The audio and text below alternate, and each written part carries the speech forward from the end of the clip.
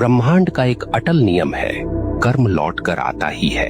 आप चाहें तो पर्वतों के पीछे छुप जाइए, आप चाहें तो महासागरों की गहराई में उतर जाइए, परंतु कर्म का चक्र आपको ढूंढ लेगा।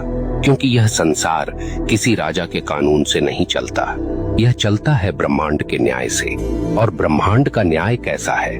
निर्दयी, निष्पक्ष और बिल्कुल सटीक। यह न तो रिश्वत लेता है, न पक्षपात करता है। जिसने जैसा बोया है वैसे ही काटना है।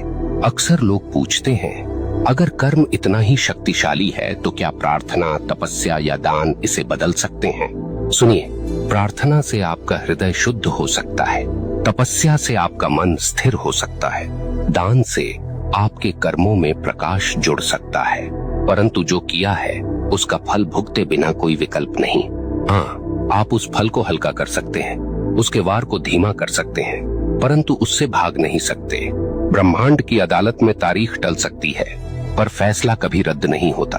अब सोचिए, जब आप किसी इंसान के साथ अन्याय करते हैं तो वास्तव में क्या होता है? वह इंसान आपको कोसता है, उसकी आत्मा से निकली आह सीधी ब्रह्मांड तक पहुंचती है और ब्रह्मांड इसे दर्ज कर लेता है।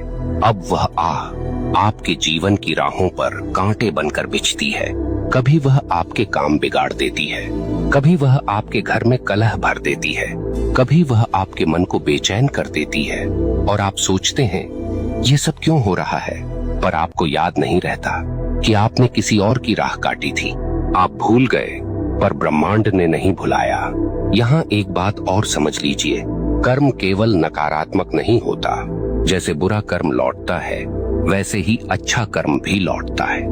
कभी किसी को सच्चे दिल से सहारा दिया तो वह सहारा एक दिन आपके लिए दीवार बनकर खड़ा हो जाएगा।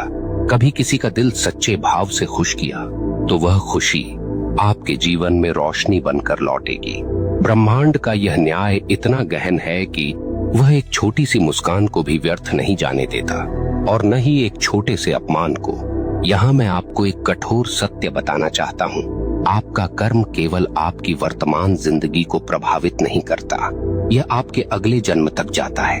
हाँ, जो कर्म आपने अधूरे छोड़े हैं, जो गलतियां आपने स्वीकार नहीं की, जो दोष आपने ढोए पर सुधारे नहीं, वे सब अगले जीवन में भी साथ चलते हैं। इसलिए कहा गया है, मनुष्य अपने कर्मों का वारिस है। आप सोचते हैं मैं तो मर जाऊंगा, इससे किसे फर्क पड़ेगा? परंतु मरने से कर्म का खाता बंद नहीं होता। आपके शरीर का अंत होता है, पर आपकी आत्मा वही सब लेकर आगे बढ़ती है।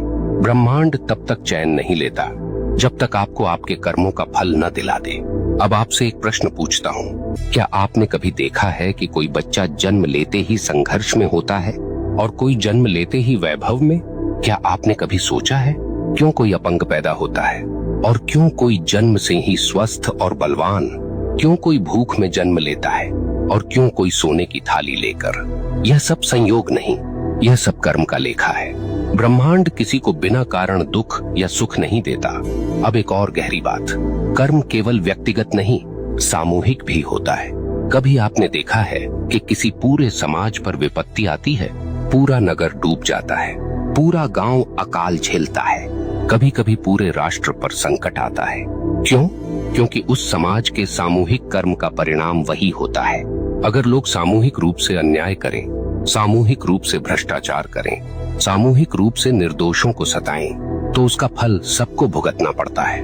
यही कारण है कि इतिहास गवाह है, सभ्यताएं उठीं और सभ्यताएं मिट गईं,